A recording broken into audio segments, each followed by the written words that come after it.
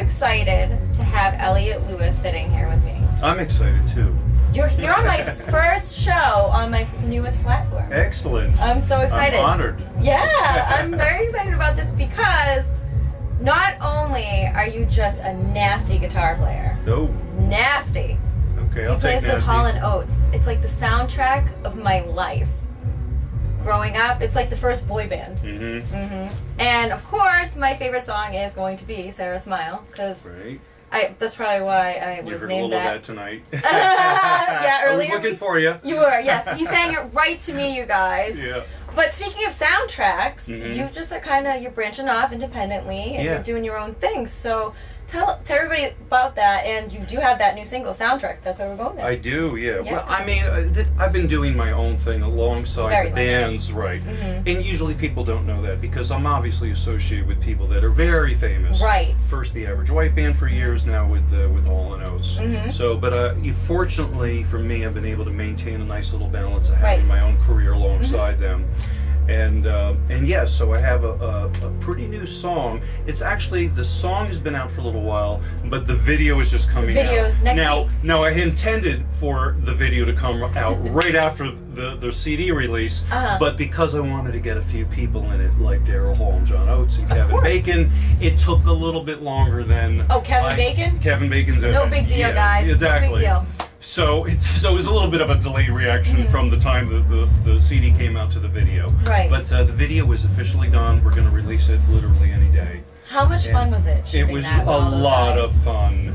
I'm sure there was a lot of laughs. Well, so the song is called Soundtrack, and to me it's about, how songs stay with you for your whole life. And like you just mentioned, Hall & Oates, right? So you have a collection of songs that you grew up with, that you've had throughout your whole life, that bring you back to a certain time and place. Absolutely. And I think most people have this collection of songs they go through their life with, and they become the soundtrack to our lives. So I wanted to write a song about it. And I wanted to have some people in it that are sort of responsible for creating the soundtrack musically for a lot of people, hence Hall & Oates and Kevin Bacon. And I wanted to actually have a whole bunch of more people in it, but logistically it just was a little too aggressive of an undertaking. So I'll stop at 3. Hey, that's good enough. It is. There. It's good enough for me. And speaking of Daryl, you're also on his show. Live from Daryl's house. Yes. Yeah. So you've had some amazing guests there too, like Darius Rucker. It's been unbelievable. I mean, I never in my wildest imagination ever thought that I would work with as many people as I have because of the show. Right. And it started off as such a small little casual thing, and then because of who he is, it grew very quickly. Right. And now it's become a bit of a production. And I mean, literally Just a small production, no big deal. some of my heroes that I grew up with have been on the show. Like Billy Gibbons. Billy Gibbons is somebody I've been listening to forever. I just, obviously did a Cheap Trick song. Yes. It's the band that I literally grew up with. They've been the soundtrack to my life, Right. We used to watch them. I had a babysitter, and we used to we'd count down like the MTV top every New Year's. Yeah. And Cheap Trick was always there. And my grandfather would always be like, what are you girls watching? Those videos, right? Exactly. Those were vampy back then, right? She's tight. Oh, wait a minute. Right? And so who would be like your favorite person you've ever worked with? I don't know if Besides there's Daryl and Paul. I mean, I don't know if there's one favorite, but we just mentioned a few. Joe Walsh was on the show. Okay. A huge influence for me was Todd Rundgren. Todd is a huge inspiration for me. He was on the show twice. Oh, great. The only guest that's been on the show twice. So, but Joe Walsh, Todd, Billy Gibbons, Cheap Trick. I mean, the list is. I saw that you also had Rob Thomas. Yeah, Rob Thomas, Train. Oh my God. We're gonna do some shows I've heard with Train as well. You are. We're gonna do some live from Daryl's house, live in front of an audience, and with John Bresnick from the Goo Goo Dolls as well. Get out. Yeah. That's an amazing. Yeah. group Those are already to booked. be with. I know. Train, he came out and he sang. I was at an Aerosmith concert and he came out and he did. He's an amazing singer, man. Dream On. Yeah. He sounded like Steven Tyler did in the 70s. Yeah, he nails Steven it. Tyler couldn't sound like that anymore. He's an incredible singer. Oh my God, very impressive. Yeah. So, but you have a couple things coming up. I see that you're here today in Boston and you got a couple performances coming up in New York. Yeah. So where can everybody go out and see you in New York? Well, there's this little place called Madison Square Garden. So now I have to mention this because at Madison Square Garden, I can't overemphasize how important it is for me because it was the first arena I ever went to as a kid.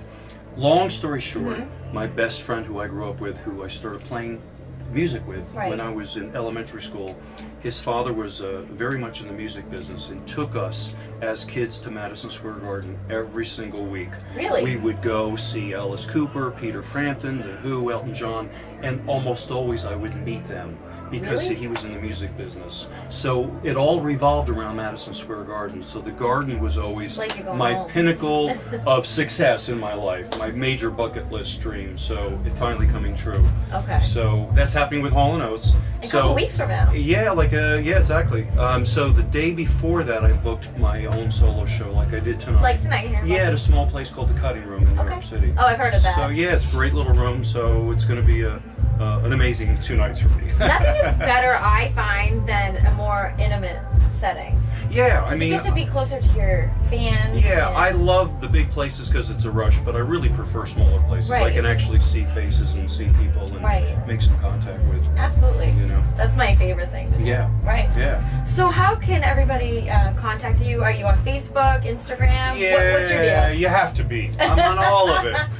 Facebook, Instagram, Twitter, EliotLewis.com. Okay. Easy to find. Okay. Short. Yeah. All there. So you guys gotta go visit those websites. Yeah. But at the end of every show, though, we have to have Dr. Sarah's diagnosis. Okay. There's 2 things. I'm a little I think scared. I've come up with 2 things for you. Okay. One, I feel that you might end up in Nashville later this year. Okay. As a solo act. Mm-hmm. Little country. That's very possible. Very possible. I think country music's up and coming, and I think that might be a great place. I think we might meet up there. Okay. Okay. All right. Also, I think that I might come on Daryl's show. I mean, you need somebody to play the cymbals or the cowbell, right? Am I going to get invited? I'll put in the request. Okay. I mean, I'm kind of cute and a lot of fun. So, I mean, put in that request. Daryl, put me on your show, bro. Gotta have Sarah on there. You gotta have me. All right. Well, thank you so much for stopping by. Thank you. It was lovely having you. My pleasure. All right. Great to meet Get you. back out there. All right. All right. We'll see you soon.